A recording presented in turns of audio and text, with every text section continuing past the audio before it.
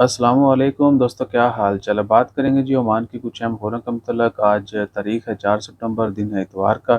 पहली खबर जो है वो है इंडिया के लिए फ़्लाइट्स जो हैं, एयर इंडिया एक्सप्रेस की फ़्लाइट्स मस्कत से इंडिया के लिए जो उसमें शहर शामिल हैं, मुंबई है, कन्नूर है और हैदराबाद और कुछ और शहर भी शामिल हैं। तो उनके लिए फ़्लाइट्स कैंसल और रीस्केड्यूल हुई हैं। मस्कत से इंडिया के कुछ शहरों के लिए फ़्लाइट्स जो है एयर इंडिया एक्सप्रेस की वो कैंसल हुई हैं और कुछ जो हैं वो रीस्केड्यूल हुई हैं। आप एयरलाइन से जो है सितंबर की फ़्लाइट्स हैं इसी महीने की, आप एयरलाइन से भी चेक कर सकते हैं और ऑनलाइन जो है स्टेटस भी चेक कर सकते हैं अपनी फ़्लाइट का। तो दूसरी जो इम्पोर्टेंट चीज़ है वो है कि बगैर किसी इसमें हिचकिचाहट की कोई ज़रूरत नहीं है। बस क्या है कि टाइम जो है वो थोड़ा आगे पीछे हो जाएगा और रीबुकिंग करने पर या रिफ़ंड जो है वो आपको 100% मिलेगा। उसमें किसी किस्म की कटौती नहीं होगी, 100% रिफ़ंड मिलेगा और रीशेड्यूल जो है वो भी फ्री है। आप रीशेड्यूल कर सकते हैं, किसी दूसरी डेट पे फ़्लाइट जो सेलेक्ट कर सकते हैं।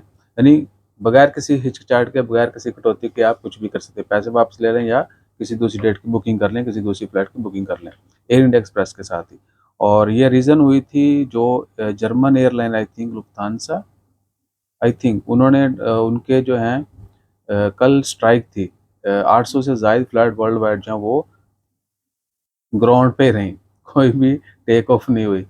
तो पायलट्स की स्ट्राइक थी, वन डे स्ट्राइक। उसकी वजह से यानी पूरी दुनिया में बहुत सारी फ़्लाइटें उनकी कैंसल हुईं और फिर बाकी एयरलाइंस को जो है वो मामला सारे सॉर्ट आउट करना पड़े और इसी की वजह से ये फ़्लाइट भी जो हैं वो तो बहरहाल वो काफ़ी लंबी स्टोरी है, उसमें नहीं पड़ेंगे।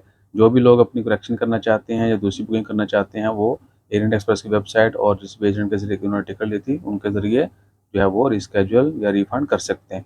और दूसरी खबर जो है अमीरात की है। मस्कत म्यूनिसिपैलिटी ने अमीरात में एक मज़ीद जो है वॉकवे बनाया है, जिसके ऊपर सिर्फ पैदल चलने के लिए और साइकिल ट्रैक होगा और वो स्टेट ऑफ द आर्ट यानी बड़ा ज़बरदस्त किस्म का ट्रैक है और उसमें साइक्लिंग को प्रमोट किया जाएगा क्योंकि साइक्लिंग का ट्रैक जो है बड़ा ऑसम है। उसके बाद वॉक करने वाले जो हैं उनको अट्रैक्ट किया गया ताकि लोग जो हैं इन एक्टिविटीज़ के जो है ना वो ऊपर भी आएँ, वरना खाया पिया सोए और खलास, बाकी भी काम चलते हैं।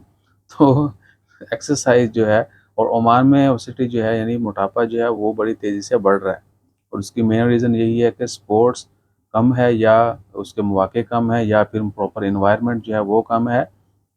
और वर्कशॉप का तो इतने बड़े-बड़े ट्रैक ओमान में अभी नहीं है। स्पेशली हाइकिंग के भी इतने बड़े-बड़े नहीं है, वो आपको किसी न किसी दूर-दराज़ मुकामात पर जाना पड़ता है, उसके लिए आपको बड़े लवाज़मात चाहिए।